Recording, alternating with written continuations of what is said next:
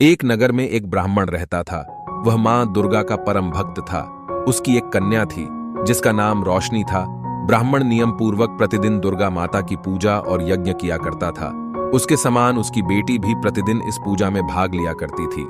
एक दिन रोशनी खेलने में व्यस्त होने के कारण मां दुर्गा की पूजा में शामिल नहीं हो सकी। यह देख उसके पिता को क्रोध आ गया और क्रोधवश उसके पिता ने कहा कि वह उसका विवाह किसी दरिद्र और कोढ़ी से कर देगा। पिता की बातें सुनकर बेटी को बड़ा दुख हुआ, पर उसने पिता के द्वारा क्रोध में कही गई बातों को सहर्ष स्वीकार कर लिया, जिससे कि विधाता ने भी उसकी इच्छा जान वही उनका भाग्य लिख दिया। समय बीतता है और वह ब्राह्मण कन्या विवाह योग्य हो जाती है, इसलिए उसके पिता उसके लिए वर की तलाश शुरू कर देते हैं। वह उसके लिए उत्तम वर खोजने का बहुत प्रयास करता है, परंतु कई बार प्रयास करने से भी भाग्य का लिखा नहीं बदलता है। फिर ब्राह्मण को अपनी कही बात का ध्यान आता है और वह विधाता के लेख के सामने नतमस्तक हो अपनी कन्या का विवाह एक कोढ़ी के साथ कर देता है। उसकी बेटी रोशनी अपने पति के साथ विवाह कर चली जाती है। उसके पति का घर न होने के कारण उसे वन में ही घास के आसन पर रात बड़े कष्ट में बितानी पड़ती है। गरीब कन्या की यह दशा देखकर मां दुर्गा उसके द्वारा पिछले जन्म में किए गए उसके पुण्य के कारण वहां प्रकट होती है और रोशनी से कहती है, हे कन्या, मैं तुम पर प्रसन्न हूं। मैं तुम्हें कुछ देना चाहती हूं, मांगो क्या मांगती हूं। मां दुर्गा के दर्शन पाकर रोशनी बड़ी प्रसन्न होती है और उन्हें प्रणाम कर कहती है, हे माता, मुझे माफ करना। मैं जानती हूं कि मुझे आज जो कष्ट सहने पड़ रहे हैं उसका कारण मैं स्वयं ही हूं। मुझे मेरी गलती का एहसास है, इसीलिए ही मैं बिना अपने भाग्य को दोष दिए इन्हें सहन कर रही हूं। परंतु मुझे एक बात समझ में नहीं आ रही कि मैंने ऐसा कौन सा पुण्य किया है जिससे कि आज मुझे आपके दर्शनों का सौभाग्य प्राप्त हुआ है। आप मेरी किस बात पर प्रसन्न हैं? कन्या की यह बात सुनकर देवी कहने लगी, मैं तुम पर पूर्व जन्म के तुम्हारे पुण्य के प्रभाव से प्रसन्न हूं। तुम पूर्व जन्म में एक भील की पतिव्रता स्त्री थी। एक दिन तुम्हारे पति द्वारा चोरी करने के कारण तुम दोनों को सिपाहियों ने पकड़कर जेल खाने में कैद कर दिया था। उन लोगों ने तुम्हें और तुम्हारे पति को भोजन भी नहीं दिया था। इस प्रकार नवरात्र के दिनों में तुम न तो कुछ खाया और न ही जल पिया, इसलिए 9 दिन तक नवरात्र व्रत का फल तुम्हें प्राप्त हुआ। हे ब्राह्मणी, उन दिनों अनजाने में जो व्रत हुआ उस व्रत के प्रभाव से प्रसन्न होकर आज मैं तुम्हें मनोवांछित वरदान दे रही हूं। रोशनी अपने पूर्व जन्म का यह रहस्य जान बड़ी प्रसन्न होती है और माता से कहती है, हे माता, वास्तव में आप बहुत दयालु और अपने भक्तों का सदैव ध्यान रखने वाली है। अपने छोटे से भक्त पर भी यदि कोई संकट आता है तो आप उसका दुख दूर करने स्वयं आ जाती है। तीनों लोकों में जब भी कोई भक्त संकट में पड़ता है तो हे माता, वह सर्वप्रथम आपको ही याद करता है।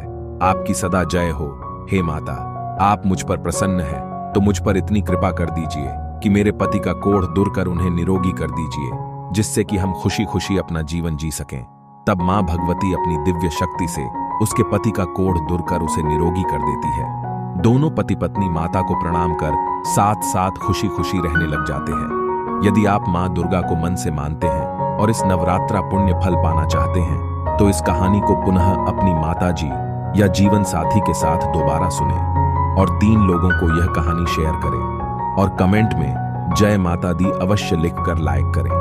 प्रिय दर्शकों, वीडियो में आगे बढ़ने से पहले मैं आपको बताना चाहता हूं कि मात्र 29 रुपए में, जी हाँ भक्तजनों, मात्र 29 रुपए में प्रभु श्री राम की प्रेरणा व आशीर्वाद से हम लाए हैं दुनिया की सबसे सस्ती रामायण की ई बुक, जिसमें रामायण को हिंदी भाषा में बहुत ही सरल शब्दों में लिखा गया है। यह बुक निश्चित रूप से आपको प्रभु श्री राम के आदर्श जीवन से जोड़ देगी। तो अभी नीचे दिए गए डिस्क्रिप्शन या कमेंट बॉक्स में दिए गए लिंक पर जाकर अपनी बुक पाए और अपने खाली समय का उपयोग अपने फोन में रामायण ग्रंथ को पढ़ने में करें। साथ ही अपने दोस्तों और रिश्तेदारों को भी यह अनमोल किताब उपहार रूप में देवें, जिससे वे भी अपने खाली समय का सदुपयोग कर सके। दोस्तों, संपूर्ण रामायण की ई बुक खरीदने के लिए डिस्क्रिप्शन या कमेंट्स में दिए गए लिंक पर क्लिक करें, फिर मेक पेमेंट्स पर क्लिक करें, फिर अपनी ईमेल और मोबाइल नंबर डालकर मेक पेमेंट्स पर क्लिक करें, फिर दिए गए विभिन्न विकल्पों में से किसी एक को चुनें। जैसे उदाहरण के लिए मैं फोनपे को चुनता हूं, फिर पे नाउ पर क्लिक करें।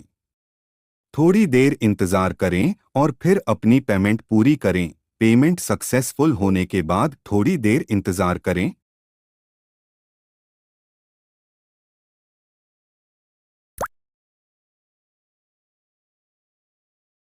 कुछ देर बाद आपको अपने आप इस तरह के पेज पर पहुंचा दिया जाएगा। फिर दाएं तरफ दिए गए डाउनलोड के बटन पर क्लिक करें, फिर क्रोम या किसी भी ऑप्शन को सेलेक्ट करें। इसके बाद आपकी ई बुक अपने आप डाउनलोड होने लग जाएगी।